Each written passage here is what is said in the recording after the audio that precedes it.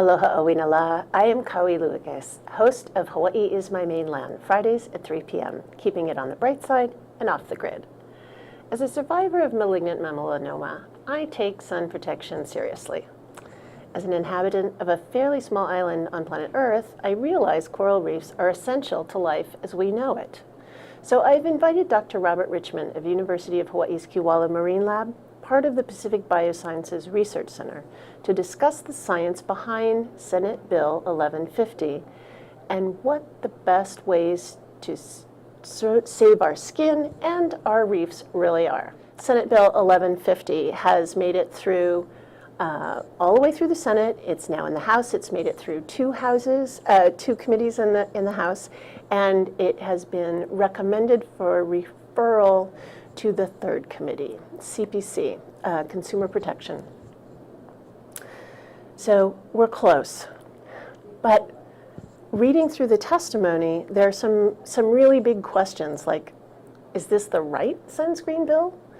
And some people still think we don't really need a sunscreen bill, or we don't need this one. So let's start with what the bill says.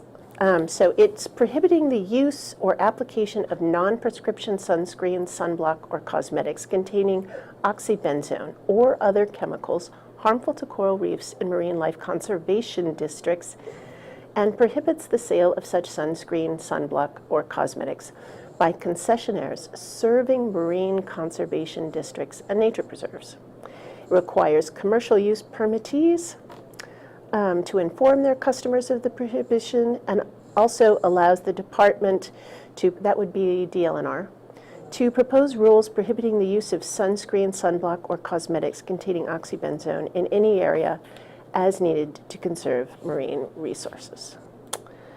So what is, some of the people who were objecting to this said, we don't have enough science. People like the Department of Health. Okay, Department of Health isn't a person, but you know.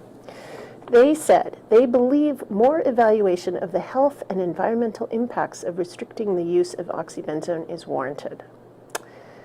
A key concern to be resolved is the availability of safe and effective alternatives.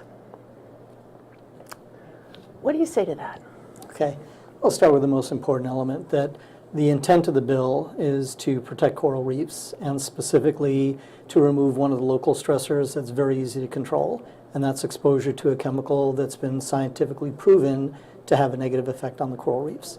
So from that perspective, the intent of the bill is sound, and I would argue that the science behind it is sound. It's not a single study from a single individual. My major disclaimer is that I'm not Craig Downs. Dr. Craig Downs is the brains behind it. He was one of the people who led the study. Several of the studies have been in peer-reviewed literature. Dr. Yossi Loya, Dr. Cheryl Woodley, Dr. John Fouth.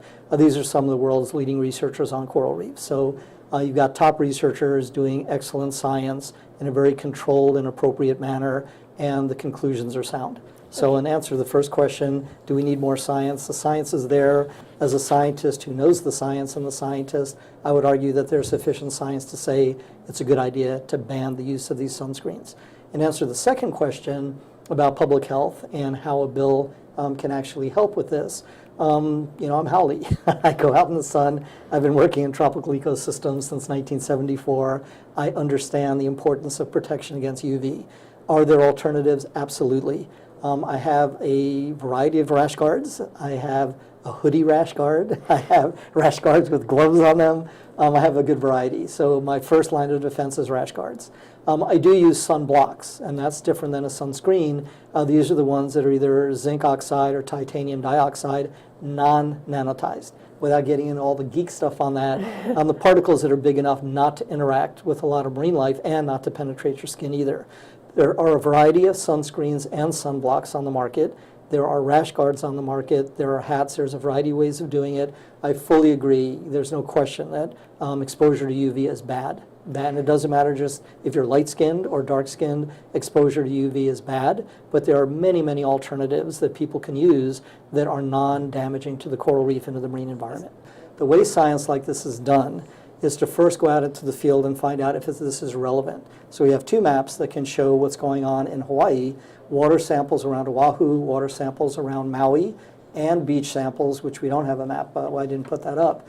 But in answer to the question is it out there? Is it relevant? Is it at concentrations that matter? The answer is absolutely yes. So this is work that Craig Downs did and others with water quality sampling. And what you can see, here's a map of Maui showing a variety of sites where water quality samples were taken from the field, from the actual places where people are lathering themselves up with sunscreen with oxybenzone, going into the water, and this is no surprise. So the PPT stands for parts per trillion, which is a concentration, and the active range for which problems begin to show up can be as low as 200 parts per trillion. So if you see any dot with a number greater than 200, that's an area in which it's been shown the concentration in the field is above the level at which laboratory experiments have shown it's a problem. So here's the connection between you go into the field and you find out what's there, then you bring it back, and the only way you can do a controlled laboratory experiment is to remove any other variable except that one. That's why you have to do it in the field. We actually do some experiments in the field where we can put out chambers and do the same exposure so they have the same amount of light, the same amount of other things going on. But this is the appropriate way for scientific design, statistical rigor, what we say, to make sure that we know what we're saying with a high degree of certainty. And this is what is required in the peer review process that allowed these scientific publications to go forward by being reviewed by top-notch scientists to say these studies are valid, the experimental design was sound, and the results and the conclusions are sound as well. This was not meant to be a punitive law to go around finding ways to punish people. And the worst scenario is for an unknowing tourist or an unknowing local, member of our community to go to the beach, do the normal thing of putting on sunscreen, and then end up being in violation of the law. That's not what this was intended to do.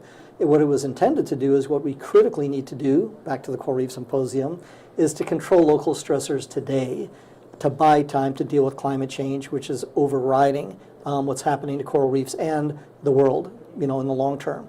This is low-hanging fruit. Don't put the onus on the user. Don't try to give a hard time to the tourist who doesn't know or for the local community member who doesn't. Just cut off the supply of the things that are wrong and make available the stuff that's right, and you've got your solution right there.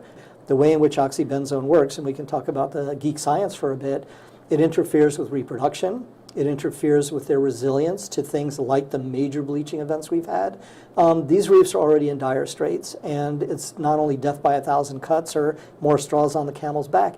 Anything we can do to remove these local stressors is critical now, and what easier thing is there to do than to remove a chemical that people don't have to use, that has already been scientifically demonstrated to cause problems, and just take it off the reef. And that's what this bill was intended to do. There's still some wordsmithing that needs to be done, but a ban on the sale of oxybenzone containing sunscreens in Hawaii is a huge step forward, scientifically defensible, economically feasible, good for Hawaii.